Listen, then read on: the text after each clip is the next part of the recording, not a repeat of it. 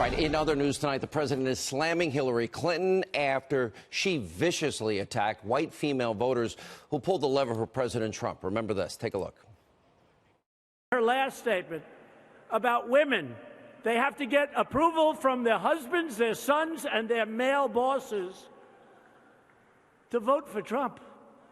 That was not a good statement. Not good.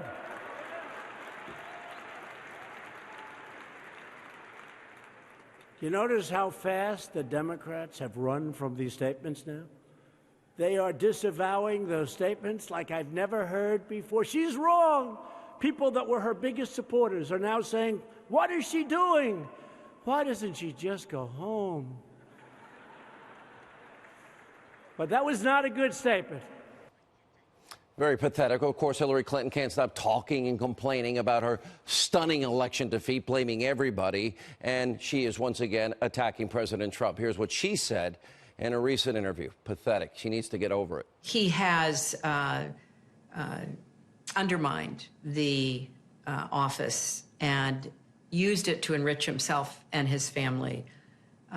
Disregarded laws, ethical standards. He's crossed into a territory of behavior and actions that are unpredictable, that are erratic, that are undermining the stability of the global order. Pretty outrageous. Really, Hillary, you want to talk about enriching yourself? Did you forget about the $145 million that poured into your family foundation, Bill doubling his speaking fees in Russia as it relates to, and given the speech from Vladimir Putin and the Uranium One scandal? I have some free advice for Hillary Clinton. You may want to stop talking. There's a lot of news coming in your direction. All right, also breaking tonight, huge news to tell you about Mr. Deep State himself, James Comey, and other corrupt government officials. They should be very worried tonight. Politico is reporting the House Judiciary Committee Chairman, Bob Goodlatte, he is now getting ready to issue a subpoena for documents that the DOJ Inspector General has about the corrupt FBI Clinton email investigation. 1.2 million documents. This is significant because the Deputy Attorney General, Rod Rosenstein, well, he's been doing everything within his power to not let the public, not let Devin Nunes and the House Intel Committee and the Judiciary Committee have access to this information. Now, the DOJ has been stonewalling congressional oversight every single step of the way.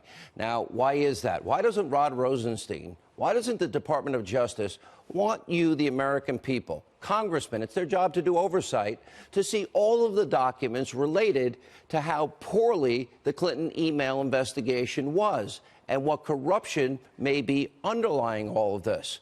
Now, it is because we've already known that the fix was in, that investigation was rigged. We know James Comey, Peter Strzok, Lisa Page, Andrew McCabe, and other people, senior FBI officials. Remember, they were writing Hillary's exoneration months before they interviewed her and 17 other witnesses. I don't know any investigation that is handled that way. So is there a smoking gun? Is there evidence they don't want you to see? I would assume the answer is yes. Now, remember, Rod Rosenstein is the guy, he was begging Paul Ryan to stop Devin Nunes in Congress and the Intel Committee from getting the documents that showed severe FISA abuses. And, of course, the Clinton bought and paid for dossier. It's Paul Ryan. He did not give in to Rosenstein. Otherwise, if he did, there would be no Nunes memo. There would not be a Grassley Graham memo, and we would not know anything about the Clinton bought and paid for dossier that was used to lie to the FISA court. Remember, the DOJ, the FBI, they lied to that FISA judge, well, actually 4 judges, to get the warrant. And then, of course, the extensions to spy on Trump associate Carter Page and subsequently the entire Trump campaign. And Rosenstein, he's rotten to the core because he's tied into all of this. He is doing the bidding of deep state actors. Rosenstein actually signed one or more of those FISA applications in case of the renewal. And in other words, the bulk of them were made up of the dossier. What does Rosenstein have to hide here? Why is he protecting all of his friends? Why does he have all of these conflicts of interest? And how can he be the guy that appoints Mueller and involved in the investigation when he himself engaged in potential wrongdoing? Think about that. Now, why does the Attorney General, Jeff Sessions, he had to recuse himself? Rod Rosenstein, okay, he renewed the FISA application. He knew Hillary bought and paid for it. He knew the judges were being lied to. But then he gets to appoint his BFF, Robert Mueller, to be the special counsel. All of this is why we need a second special counsel. These people cannot investigate themselves. And as for those Clinton email records, the DOJ Inspector General, Michael Horowitz, remember, we're waiting on his report. He has gathered 2 million documents, some of which are all related to this corrupt email investigation and probe. And by the way, guess how many of the 1.2 million documents Congress has been able to see? Only 3,000. Now, that is 0.25%. Well, you call that stonewalling 101. That is the deep state desperately protecting the deep state. But unfortunately, there are some members of Congress who believe in their role in oversight. There are a few journalists who actually care about truth and justice and equal application under the law and the Constitution.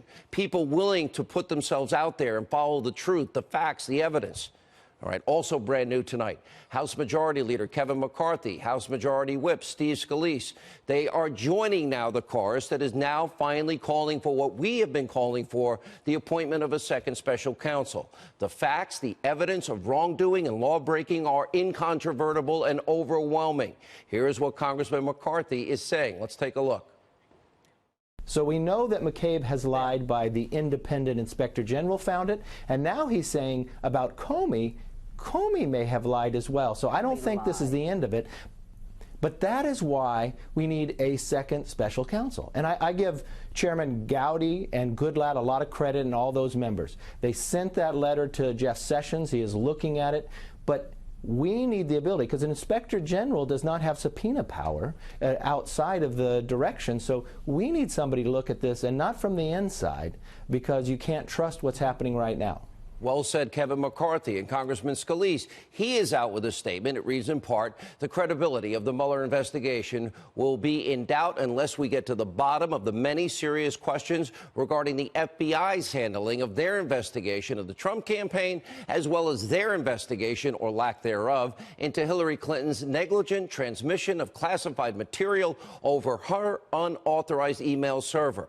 That's why I agree with many others. That's why we need the appointment of an additional special counsel who, unlike Mueller, has the authority to look into potential abuses of the FISA system.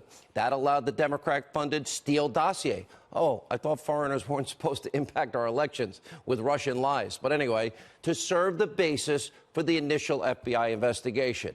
Congressman Scalise, Congressman McCarthy, Graham, of course, and Grassley, and Tillis, and Cornyn, they're all now saying what we've been saying. Now, this goes along with every single thing we've been trying to report to you. This is why this is needed, a second special counsel. Now, Robert Mueller, interestingly, he's best friends with James Comey, and he's buddies with Rod Rosenstein. He cannot be expected to honestly investigate scandals that his friends are directly involved in. Comey is at the very center as it relates to the Clinton email fix, rigging the investigation. And Comey said that the Clinton dossier was salacious and verified. He said that in January 2017 to then President-elect Donald Trump at Trump Tower. But months before, in October 2016, he was using that same dossier, the one he said in January of 2017 is unverified and salacious, to get the warrant to spy on Trump associate Carter Page, and hence the Trump campaign. And then Rod Rosenstein, like Comey, he signed off on one or more of these FISA renewal applications. It is one massive, huge, deep state conflict of interest after another. Now, they're protecting themselves. They're trying to preserve their own power.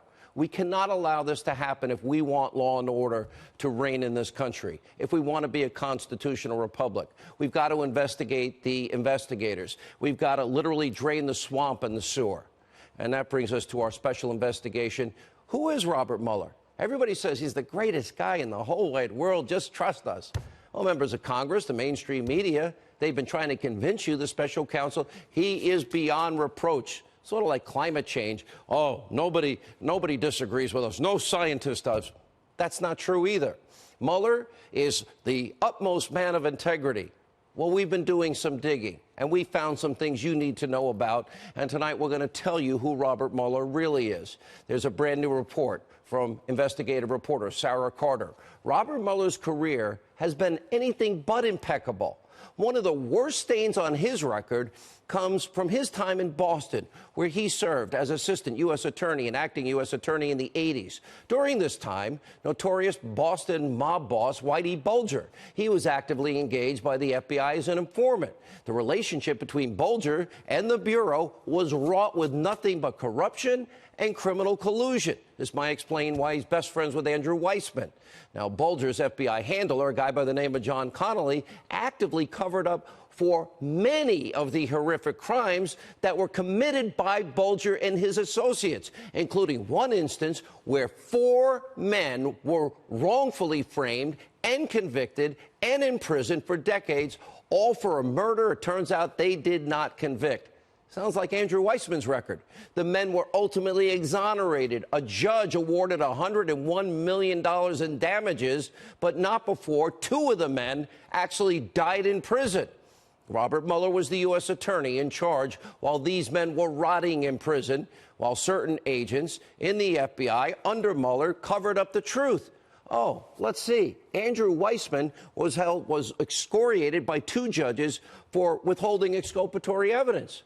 So what did Robert Mueller know about all of this? When did he know about all of this? Now, these are questions and issues I'm sure you have not heard from your friends in the liberal media. Some members of Congress, the media, they're praising Mueller, the pillar of honesty, the pillar of virtue. They've never investigated him. They're actually just lying. It's their talking point. All of the information we're telling you about is right there, right in front of the liberal mainstream media, in their faces, but they purposely ignore it because their destroy Trump agenda, that goes above all else. And the reason why is because they want Mueller to carry out this witch hunt, even if there is no evidence of collusion. And now that we know more about Robert Mueller and his past, his current moves now make a lot of sense.